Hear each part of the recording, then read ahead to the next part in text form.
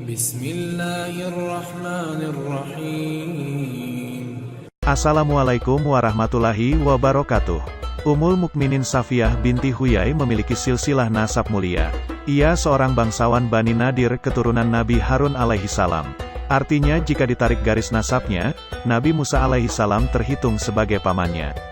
Keutamaan itu semakin lengkap karena Nabi Muhammad Shallallahu alaihi wasallam adalah suaminya.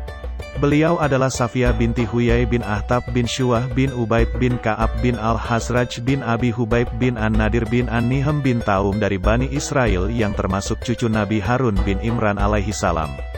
Ibunya adalah Barah binti Samawal. Ummul Mukminin Safiyah lahir tahun 9 sebelum hijrah dan wafat 50 hijriah.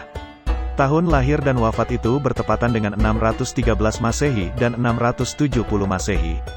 Sebelum menikah dengan Rasulullah Shallallahu alaihi wasallam, Ibunda Safiyah bersuamikan Salam bin Misikam. Ia adalah seorang penyair, kemudian Salam menceraikannya. Berikutnya ia menikah dengan Kinanah bin Abu Hukaik yang juga merupakan seorang penyair. Di zaman itu, penyair menempati posisi mulia. Mereka terhitung sebagai cerdik cendekia. Dan suami terakhirnya tewas di Perang Khaybar. Kaum yang membenci risalah Rabbani. Ummul Mukminin Safiyah adalah seorang bangsawan Bani Quraizah dan Bani An-Nadir.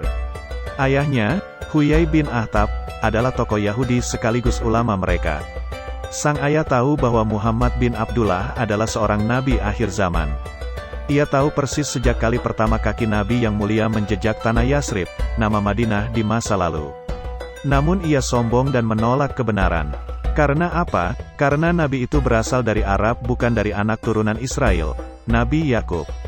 Keadaan ayah Ummul Mukminin Safiyah ini, langsung ia ceritakan sendiri. Ia bercerita, tak ada seorang pun anak-anak ayahku dan pamanku yang lebih keduanya cintai melebihi aku. Tak seorang pun anak-anak keduanya membuat mereka gembira, kecuali ia melibatkan aku bersamanya.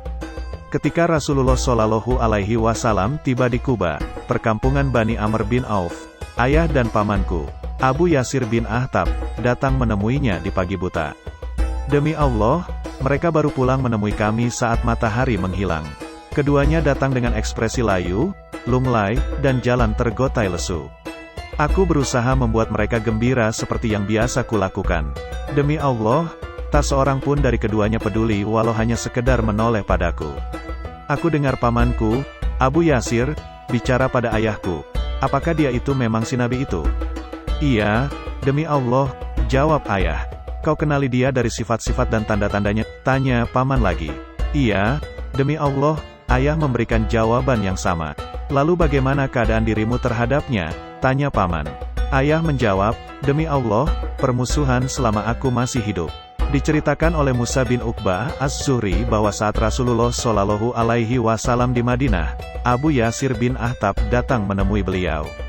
Ia mendengar ucapan-ucapan beliau. Setelah itu, ia kembali ke kaumnya dan berkata, taatilah aku.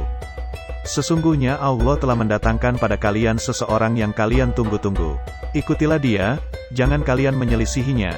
Kemudian Huyai bin Akhtab yang merupakan pimpinan Yahudi segera beranjak menemui Rasulullah Shallallahu alaihi wasallam. Ia duduk dan mendengar ucapan Nabi. Setelah itu pulang menuju kaumnya. Huyai adalah seorang yang ditaati. Ia berkata, aku telah datang menemui laki-laki itu. Demi Allah, aku akan senantiasa memusuhinya selamanya. Abu Yasir berkata, hai anak pamanku, ikutlah bersamaku dalam permasalahan ini. Selain urusan ini, silakan tidak bersamaku sekehendakmu. Kau tidak akan binasa. Huyai menjawab, tidak, demi Allah, aku tak akan menurutimu. Ia dikuasai oleh setan, dan kaumnya mengikuti pandangannya. Sejak Nabi tiba di Madinah, orang-orang Yahudi Khaybar telah bulat menolak ajakan damai. Kebuntuan tersebut tak dapat didobrak kecuali dengan perang. Pecahlah perang antar dua kelompok yang akhirnya dimenangkan oleh umat Islam. Saat para tawanan dikumpulkan, Dihya bin Khalifah Al-Kalbi menemui Rasulullah Shallallahu alaihi wasallam. Ia berkata, wahai Rasulullah, berilah aku seorang budak wanita dari tawanan ini. Nabi menanggapi, silahkan, ambillah seorang budak perempuan. Dihya yang malaikat Jibril suka menyerupainya ini memilih Safiyah binti Huyai. Lalu datang seseorang menemui Nabi. Ia berkata, wahai Nabi Allah, Anda telah memberikan Dihya seorang Safiyah binti Huyai. seorang tokoh Bani Quraizah dan Bani Nadir. Wanita yang tidak layak untuk siapapun kecuali Anda. Kemudian Nabi bersabda, panggil Dihya bersama dengan Safiyah. Dihya pun datang membawa Safiyah. Saat Nabi melihat Safiyah, beliau berkata pada Dihya, pilihlah tawanan wanita selain dirinya. Dalam kesempatan lain, Nabi Shallallahu Alaihi Wasallam memerintahkan Bilal untuk membawa Safiyah. Saat hendak menemui Nabi, Bilal membawa Safiyah lewat di jalan yang banyak korban perang. Rasulullah tidak menyukai apa yang dilakukan Bilal. Beliau bersabda, apakah telah hilang rasa kasih sayang pada dirimu, Bilal? Rasulullah menawari Safiyah untuk memeluk Islam. Ia pun memilih Islam. Kemudian Nabi memperistrinya, setelah masa idahnya selesai. Pembebasannya sebagai tawanan adalah mahar pernikahannya. Saat memandangnya, Nabi melihat ada bekas lebam di wajah Safiyah. Beliau bertanya, apa ini? Safiyah menjawab, sebelum kedatanganmu, aku bermimpi seakan rembulan hilang dari tempatnya dan masuk ke rumahku. Demi Allah, saat itu aku sama sekali tidak menyebut-nyebut dirimu. Kemudian kuceritakan mimpi itu pada suamiku. Ia pun menamparku. Ia berkata, kau berharap penguasa Madinah itu. Salah satu hikmah dari ucapan istri Rasulullah Shallallahu Alaihi Wasallam adalah faktor sosial, yaitu menolong dan menjaga perasaan orang yang dinikahi. Agama Islam menjaga kedudukan seseorang.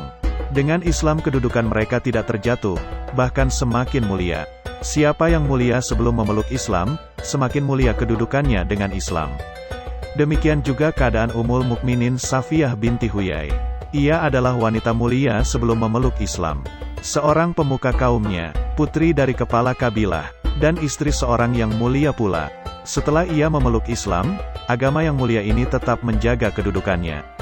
Menjaga perasaannya, Allah nikahkan dia dengan orang paling mulia di tengah-tengah kaum muslimin, Rasulullah Shallallahu Alaihi Wasallam. Rasulullah Shallallahu Alaihi Wasallam memuliakan Safiyah binti Huyai. Rasulullah adalah seorang yang lembut dan penyayang kepada istri-istrinya, termasuk kepada Ummul Mukminin Safiyah. Suatu hari, sampai di telinga Safiyah bahwa istri Nabi, Hafsah binti Umar, menyebutnya dengan putri seorang Yahudi. Safiyah menangis, saat bersamaan Rasulullah Shallallahu Alaihi Wasallam datang menemuinya dan melihatnya menangis. Beliau bertanya, apa yang membuatmu menangis? Ia menjawab, Hafsah binti Umar berkata padaku bahwa aku adalah putri seorang Yahudi. Nabi berkata padanya, sesungguhnya engkau adalah putri seorang Nabi. Pamanmu pun seorang Nabi, dan engkau dalam naungan seorang Nabi. Bagaimana kau tidak bangga dengan hal itu? Kemudian beliau berkata pada Hafsah, wahai Hafsah, bertakwalah kepada Allah. Maksud Safiyah putri seorang Nabi adalah nasabnya yang sampai Nabi Harun. Sehingga Nabi Harun terhitung sebagai ayahnya. Dan Nabi Harun merupakan saudara Nabi Musa. Sehingga ia memiliki paman seorang Nabi juga. Tentang di bawah naungan Nabi. Maksudnya suamimu yang menaungimu pun Nabi. Suatu hari Nabi Shallallahu Alaihi Wasallam beritikaf di masjid.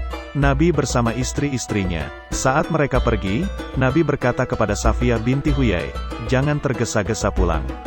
Akan kuantar engkau. Rumah Safiyah berada di tempatnya Usamah. Nabi Shallallahu Alaihi Wasallam keluar bersama Safiyah. Di jalan, Nabi bertemu dua orang Ansar.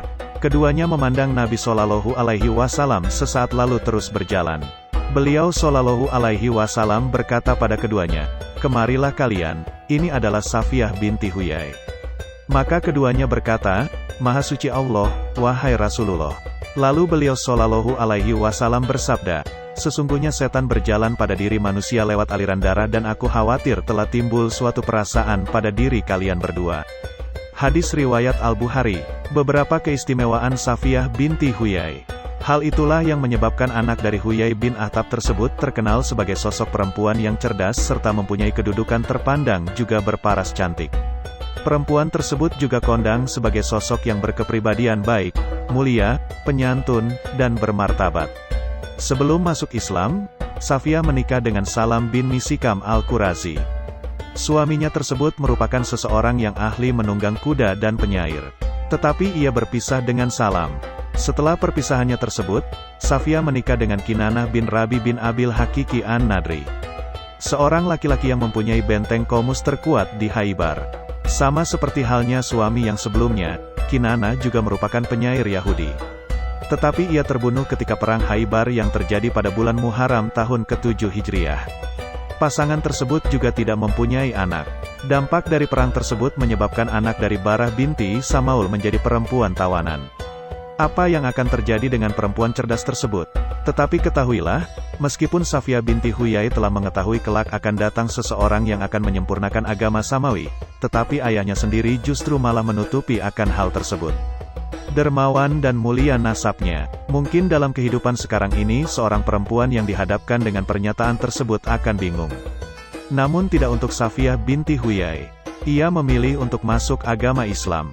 Bahkan perempuan tersebut mengatakan Allah dan Rasul-Nya lebih ia cintai daripada kemerdekaan dan kepulangannya kepada kaumnya.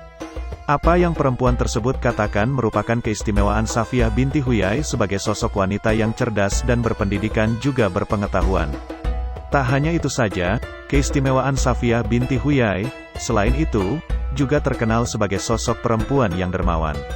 Istri Nabi Muhammad tersebut tetap menjalin silaturahmi yang baik dengan kerabatnya yang masih Yahudi.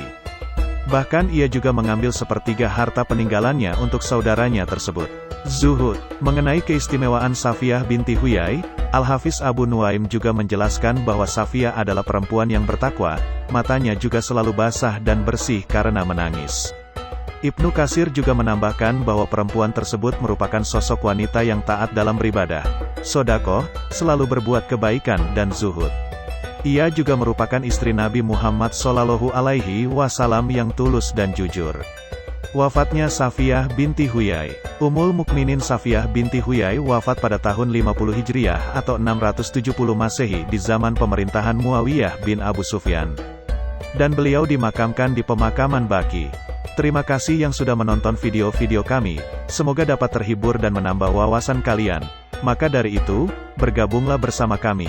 Jangan lupa like, komen, subscribe dan nyalakan lonceng notifikasinya. Assalamualaikum warahmatullahi wabarakatuh.